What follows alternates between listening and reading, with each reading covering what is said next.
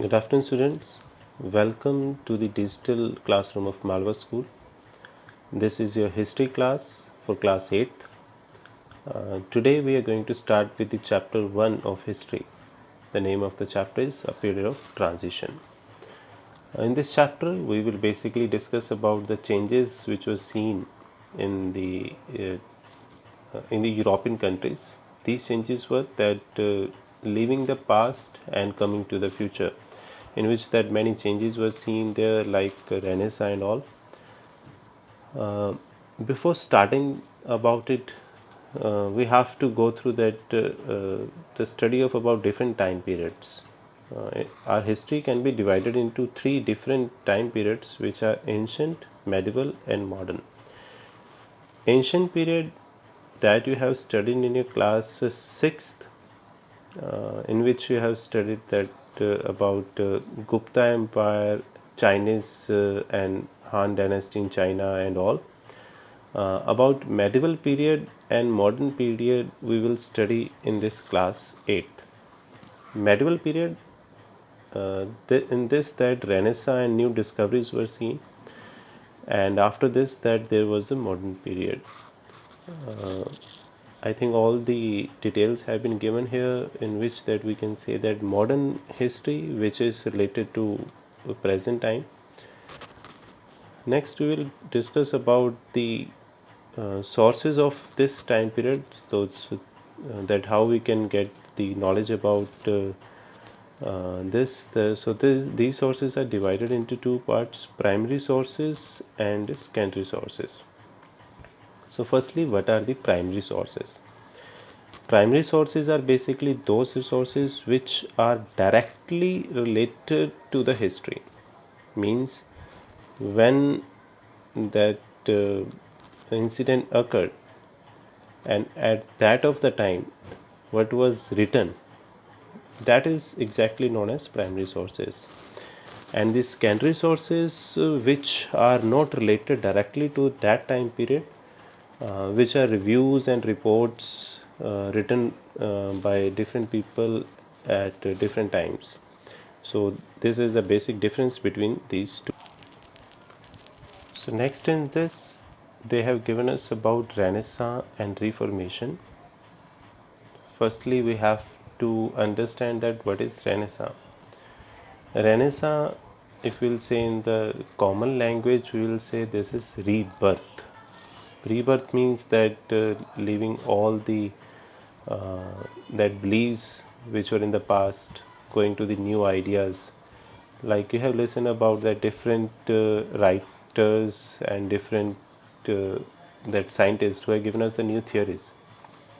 So after these theories, we came to know about the new world. So in this, they have written that Renaissance is a French word that means rebirth. This movement brought about the modern age in Europe with rebirth of ideas and changes that least for many centuries. So this we can say early modern age, that when many changes were seen. This is basically depend on the scientific methods, that because new scientific methods and new discoveries were done over there related to earth, its changes and all. Here they have given us two names, which are Galileo Galilei and Ren Descartes, that they promoted a new view of astrology. Copernicus began to possess changing the whole view of the world. Earlier, that people were believing that earth is flat and sun is revolving around the sun. This theory was given by the churches in Europe. But Copernicus and Galileo, they proved that earth is round in shape and sun is not moving.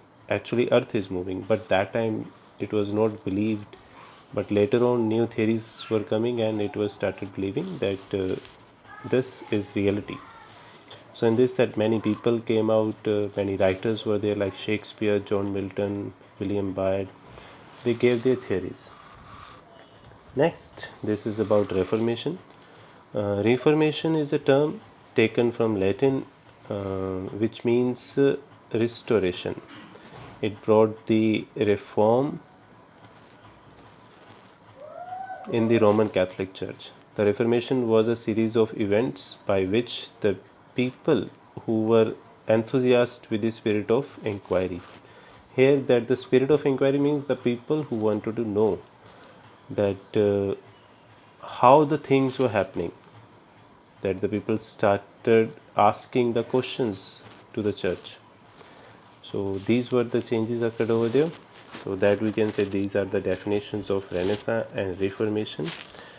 So before going to the next part of this, you have to do this book work on your book only. If you don't have the book, then try to do this on a fair notebook.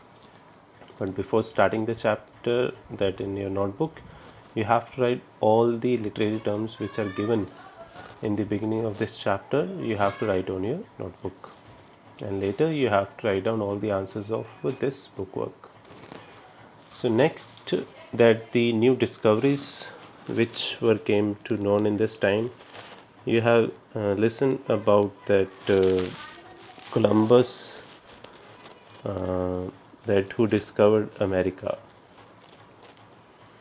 So during Renaissance, major sea discoveries took place. Sailors and explorers discovered new seas and land routes. This led to the boom in trade.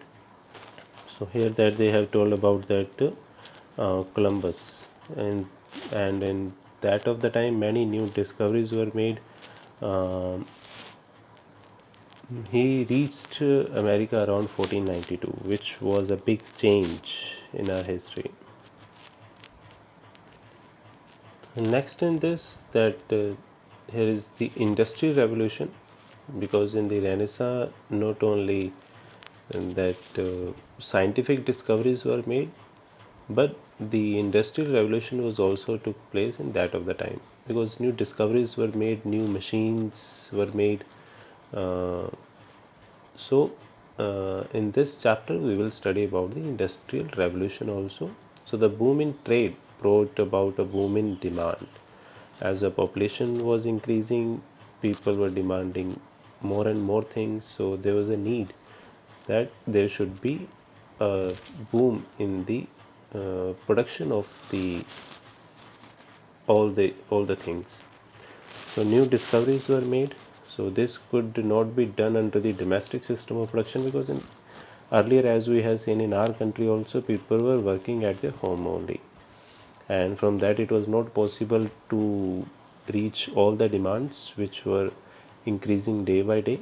So there was a need that there should be a change in the system. So in the 18th century, that saw the development of a new system, that was the factory system of production. So this system saw the shift of newly invented products, powered machines.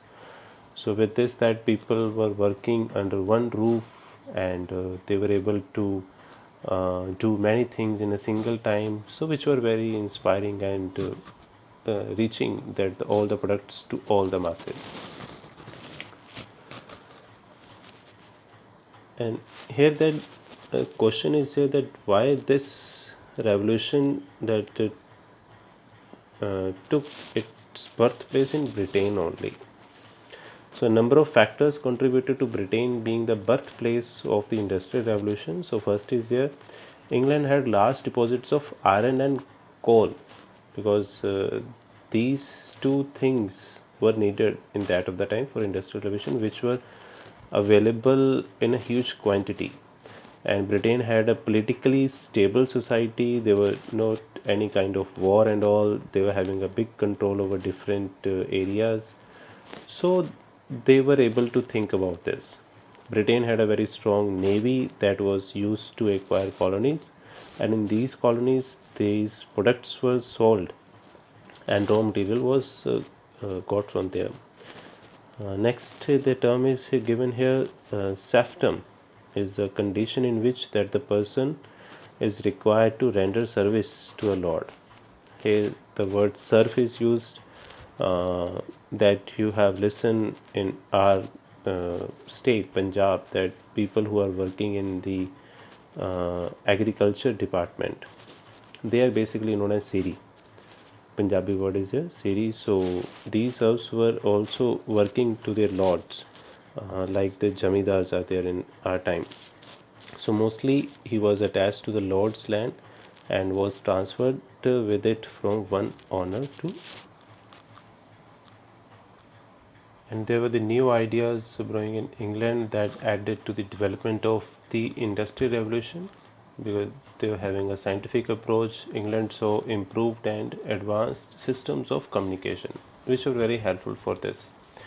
And here that major inventions are given of that of the time, so I think you will be able to understand it by reading it only. So you have to read about these inventions by yourself. If you will be facing any doubt, you can ask it me later on. So students, you have to read about these new discoveries by your own, and you have to complete this reading up to page number 17, and you have to do the given bookwork up to this about the impact of industrial revolution, that we will discuss in our next class. Till then, goodbye and take care.